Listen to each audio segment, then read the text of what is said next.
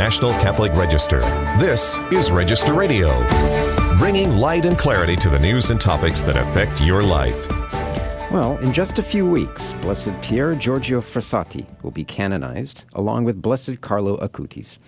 Frassati is a beloved saint known for his love of Christ and sports, but he's also being called a patron saint of fashion.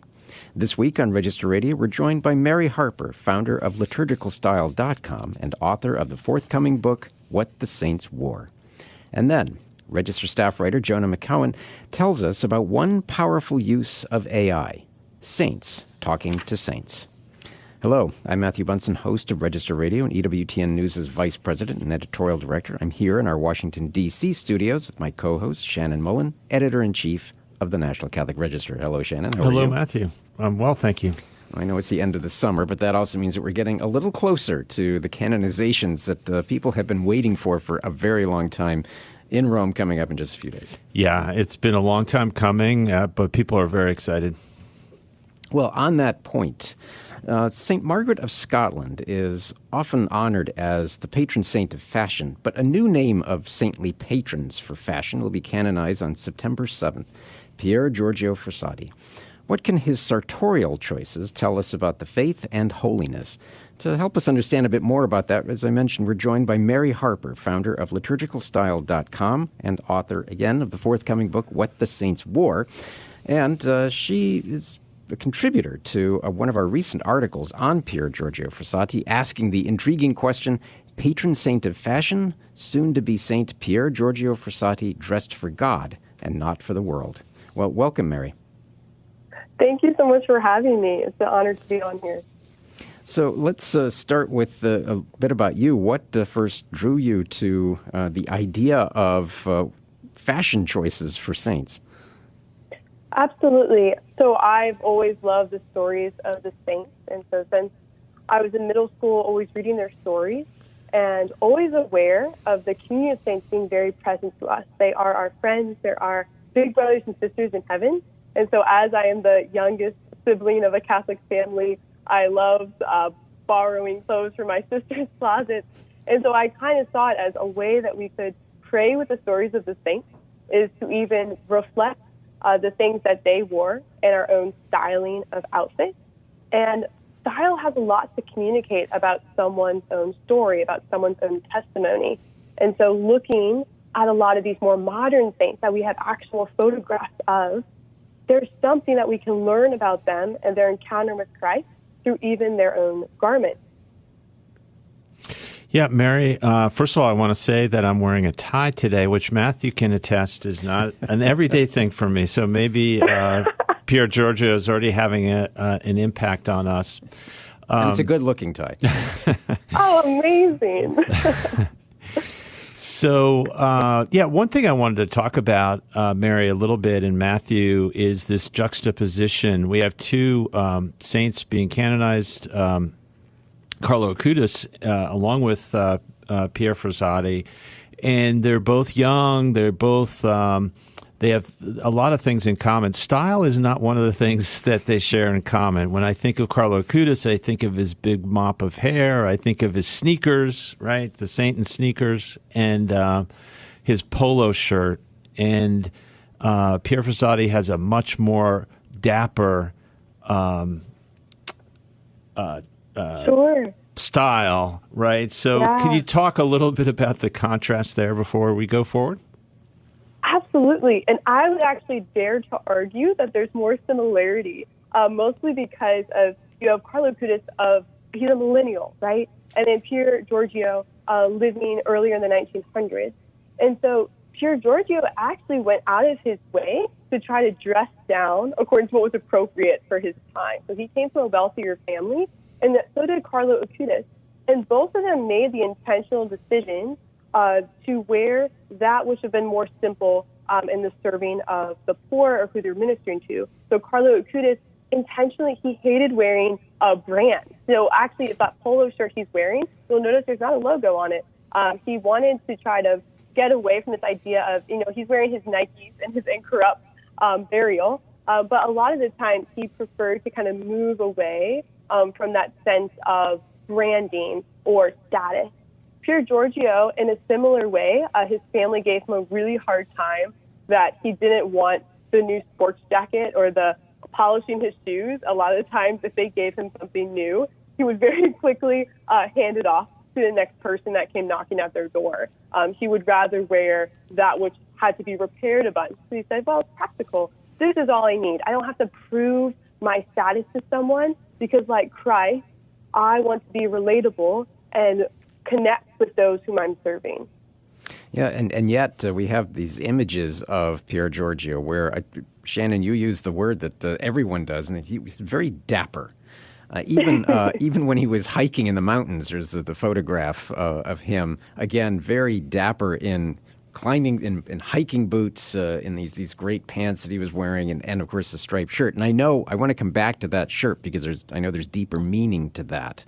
And that's in some ways what I want to ask you, that his wardrobe, as you note, reflects both the simplicity, but there's a real sense of purpose. Yes, absolutely. He was, intentional in everything that he did. I always think about how when Christ would tell us, do not let people know that you're fasting. Wash your face, anoint your head. So Pier Giorgio wasn't going about like a bum. He was making sure to dress himself well. And either when he was really suffering physically from even his illness and even his emotional suffering, he was still dressing, intentionally. So people wouldn't have ever known. They were never suspected what he was going through. So I always think of that similar way. He wasn't letting people know what was going on in the interior of his heart, and so always putting forth his best dressed self. Yeah, when I was reading the piece, which appeared in ncregister.com, and it's going to be in our upcoming print issue, my first thought, we're heading into the football season, right, Mary? And that means football jerseys are going to start sprouting in our masses, which is really unfortunate, right? Yeah. Can you talk a little bit about the role of dressing up in our culture today, and especially at Sunday Mass? Absolutely. So we have a greater opportunity than any other century before to honor God through our garments. So if you think back to the time prior to the 1940s, it was so easy to kind of dress up for Mass because honestly, you only had maybe a few garments for women. You maybe had 4 dresses, right? And in order to dress up for Mass, you just put on your nice set of Sunday pearls and you called it a day. Well, as you go towards into the later 1900s, into the 90s and 80s, and athleisure and streetwear, and suddenly fast fashion comes about, and everyone has so many options of things to wear. Our closets are stuffed full. So now there has to be, it's not as simple as just putting on some pearls. There has to be a level of, I am putting aside the garments for just ordinary things because I am stepping into the throne room to worship. So there's actually a greater invitation to creativity and intentionality. So it's not as easy as it once was, again, because of this overflow of options. So it's really exciting. There's greater grace there for those that make that intentional decision of, I want to pray through my garments, I want to worship the Lord, and remind myself tangibly that I'm entering into the throne room at Mass by dressing up for it, by putting on something beautiful, by putting on something that reminds the world that I'm entering into the presence of truth, beauty, and goodness himself. But there's also a rich symbolism in the faith. And you make the note that you talk about the blue striped shirt. There's this very famous photo of him, as you put it, smoking a cigar on a snowy slope. And he has this blue striped shirt, and he's in hiking boots and everything else. What is the symbolism for that? And what does it also tell us about his devotion as a Catholic, but his particular devotion to the Blessed Mother? Absolutely. So I only recently encountered this deeper connection. So it's actually funny, if you trace a lot of photos of modern day saints, whether it's Blessed Chiara Luce Badano or other saints, you'll see that they're wearing these blue stripes. I was like, oh, that's a funny coincidence. Well, someone brought it to my attention that a lot of the Italian coastal workers made the blue stripes famous because of their devotion to Our Lady of the Sea, Stella Maris, the Star of the Sea. in the way to kind of ask for her protection and intercession when they were working in the waters. So blue stripes originated even earlier, typically by French sailors, just because it was for greater visibility if a man went overboard. But again, with the richness of the Catholic faith always penetrating and affecting all areas of our life, it makes sense that good catechized Italians would say, blue and white. Well, of course, this is another way that I can remember my mother, Our Lady, looking out for us in all of our work on the seas. So blue stripes became very popular throughout Europe, so it makes sense that you see Pier Giorgio and Luce Badano and these other modern-day saints all wearing the blue stripe. But in a way, it's almost like this hidden or innate connection of their devotion to Our Lady. It's a really intriguing book that you're working on, Mary. Can you tell us what other saints are you focusing on? So I'm waist deep in my research right now. I probably have over 100 saints I'm researching. Currently today, I was working on Padre Pio, so looking at the different relics we have from his fingerless gloves to his habit, to the undershirts that he wore that are literally stained from the stigmata, and what that can tell us about his story. And of course, everyone from St. Margaret of Scotland to St. Martin de Porres. So it's really trying to get as much broad and far vast research as I can on all these things. So again, what can their garments tell us about their stories, and just remind us again of their relatability. Like the call of holiness is for all of us. Yeah, a book like this has to be a lot of fun to be researching. But again, it has a deeper purpose for you as a Catholic and for the reader, I know. Absolutely. It's been a treasure. Well, Mary, thank you so much for contributing to our article. You can find it again at Patron Saint of Fashion, soon-to-be Saint Pier Giorgio Frassati, dressed for God, not for the world. And I want to read the little subtitle, that dapper indeed he was, yet his fashion choices point to something deeper. You can find that at ncregister.com. And as Shannon was noting, it'll be in our print edition. Well, Mary, thanks again, and look forward to having you on, especially when your book comes out. Wonderful. Thank you so much. Well, when we come back, we're going to talk about AI, Magisterium's new project, Saint Chat, with Jonah McKeown. Don't go anywhere. This is Register Radio here on EWTN.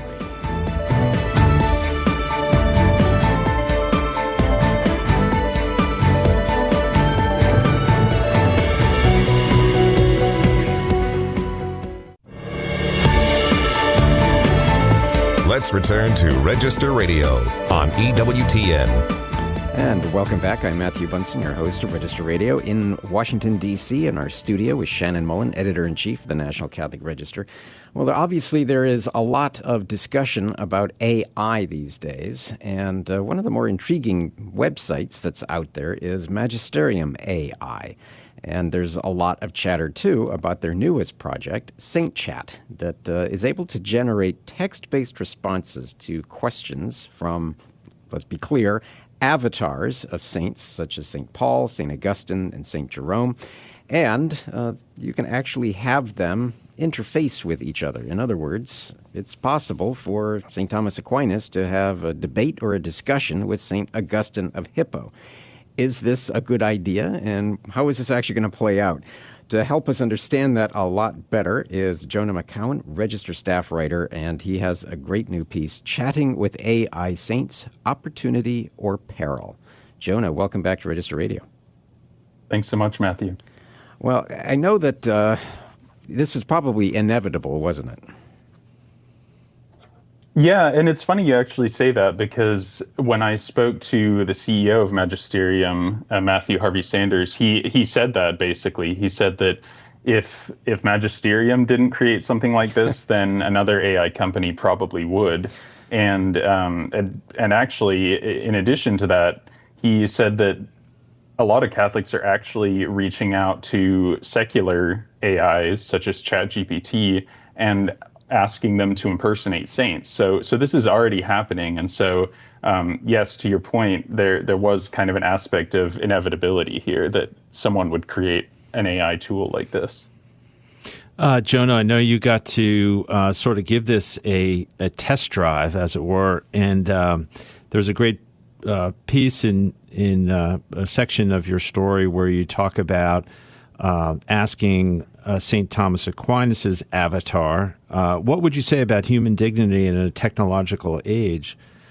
My child, is the response. Though I lived in a time far removed from your technological age, the truth about human dignity remains constant, for it is rooted not in the fleeting advancements of man, but in the eternal wisdom of God. What else can you tell us about your test drive? Right. So I was shown kind of a video-based demo of what the interface would look like. And people who have used tools like ChatGPT will probably be pretty familiar with how the tool looks.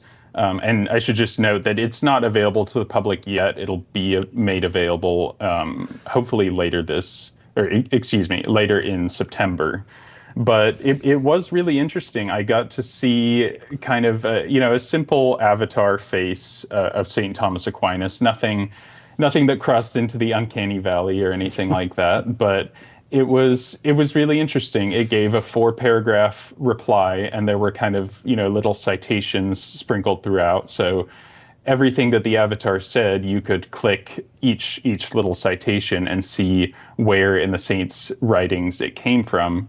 Because one of the interesting things about this tool is that it has been fed all of St. Thomas Aquinas' writings, everything he ever wrote, in addition to other kind of contextual information about the saint, kind of all in an attempt to kind of simulate what St. Thomas Aquinas would really speak like, or I guess in this case, what he would type like. Yeah, so I'm somewhat uncomfortably reminded of, was it Father Justin, the AI priest, that created a bit of a flurry last year, and of course had to be sort of taken down. What's been the reaction to this in these early days? So as I mentioned, this tool's not available to the public yet, but I did reach out to several, Catholic philosophers, Catholic experts, just to kind of get their take on the general concept of, is it a good idea to simulate what the saints, might have spoken like? Because again, many of these saints, all the ones available in the tool are deceased. They have been dead for centuries. So right. we can't tell exactly how accurate the simulation is, but people I spoke to for my piece, the Catholic philosophers and experts, they did express some optimism that this could be helpful for, students and scholars who might be interested in kind of diving into the writings of the saints. And, this could be an interesting way for them to get to know the saints in just kind of a new and interesting way. But of course, they did caution that it's very important that people not be drawn in to, seeking spiritual direction from these saints or something of that nature, because obviously, as Catholics, we know that we cannot seek spiritual direction from a computer.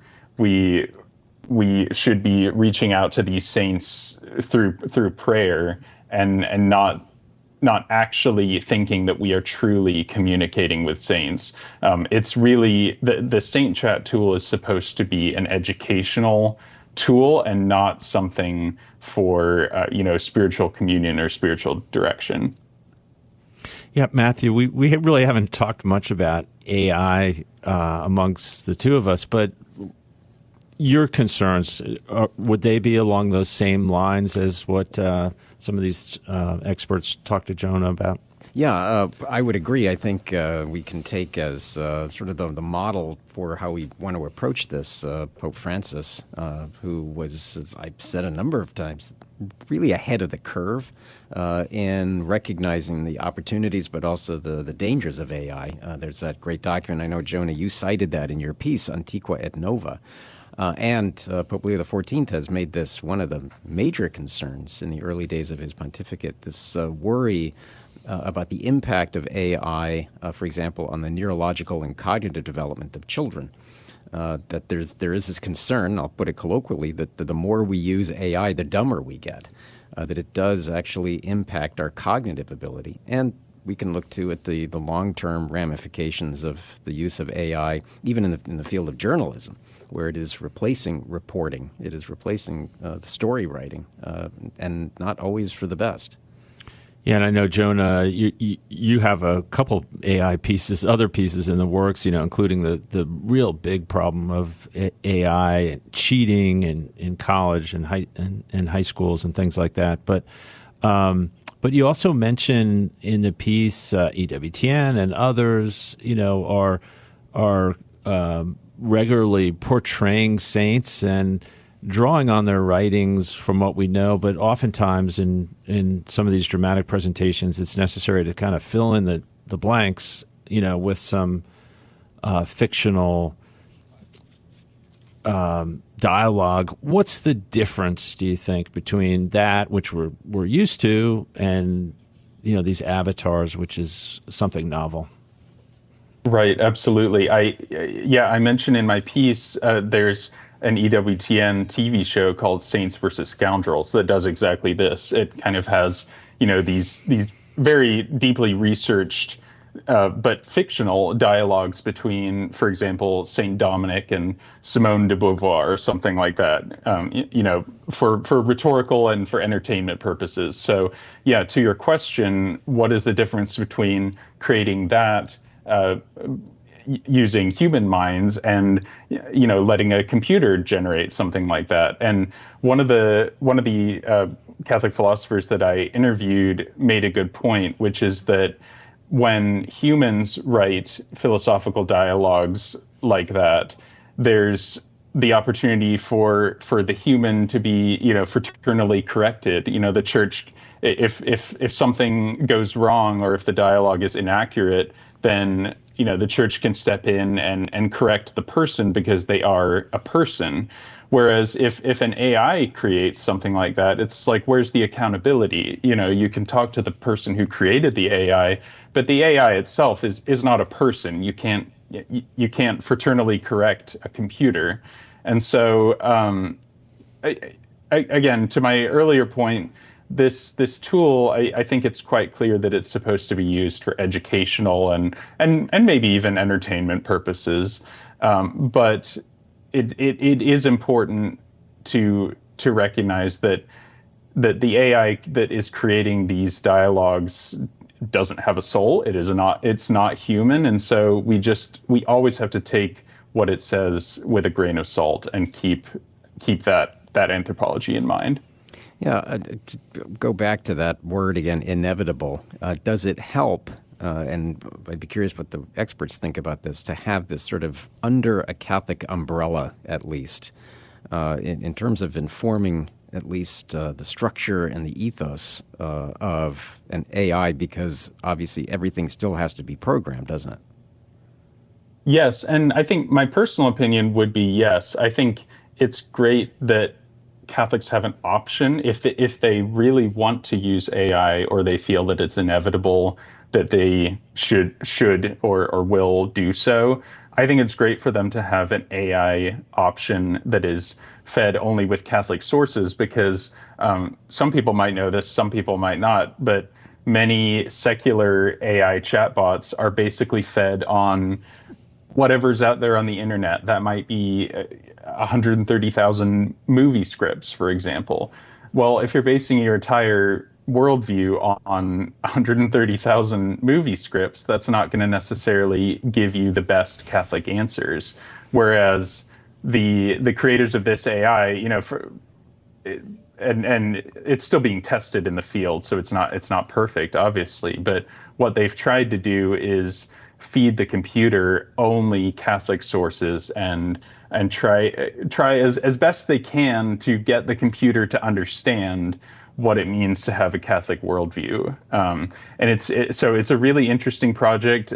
People will have valid criticisms of it, but my personal opinion, and I think the opinion of several of the people I interviewed, is that this is a very interesting and worthwhile project, especially as so many other secular AI systems are just kind of going crazy out there.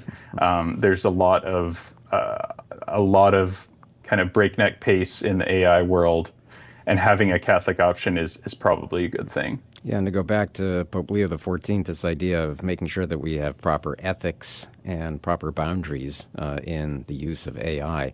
Well, Jonah, I hope you'll come back after we're all able to take a spin with this new program, because I think there's going to be a lot to talk about.